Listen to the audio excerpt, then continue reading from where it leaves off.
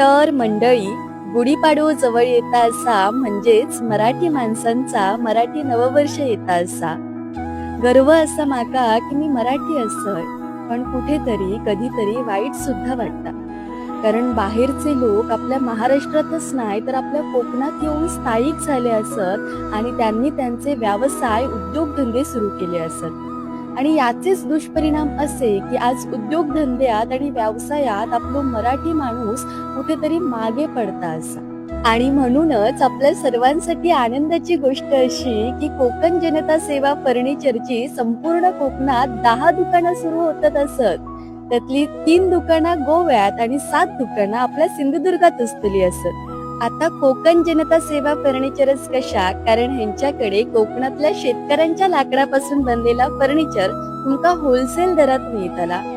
कोकण जनता सेवा फर्निचरचं दुसरा वैशिष्ट्य असा की यांचे सर्व मालक स्थानिक असत.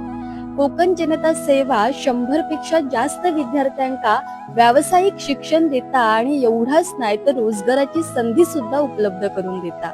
यांच्याकडे प्लाय, स्टील, भुसा असा मटेरियल जा की आपल्या कोकणात मिळणार नाही आणि जा बाहेरून येता ता सुद्धा मटेरियल ह्यांच्याकडे अगदी होलसेल दरात मिळतला असा. आणि दुसरी एक आनंदाची गोष्ट अशी की कोकण जनता सेवाची ट्रान्सपोर्ट सर्व्हिस सुद्धा सुरू होता असा आणि चक्क 1000 रुपयात संपूर्ण कोकणात तुमका घरपोच डिलिव्हरी मिळतली असा. ह्यांच्याकडे लाकडी बॉक्स बेड आणि लाकडी कपाट फक्त 18,000 रुपयात मिळतला असा. आणि दुसरा एक वैशिष्ट्य असा की यांच्या सर्व दुकानांमध्ये रेट सेम असत. आणि कोकण जनता सेवा फर्निचरचा उद्देश होत असा की महाराष्ट्रात आणि संपूर्ण कोकणात उत्तम दर्जाचा फर्निचर अगदी कमीत कमी दरात उपलब्ध करून देणे. आणि ह्या सर्व ज्यांच्या संकल्पनेतून होत असा ते म्हणजेच मेस्त्री आणि कंपनीचे सर्वे सर्वा मंदार मेस्त्री, ज्यांच्यामुळे आज कोकणात सर्वसामान्यांच्या घरात सुद्धा सोफा सेट मिळणं अगदी शक्य झाला.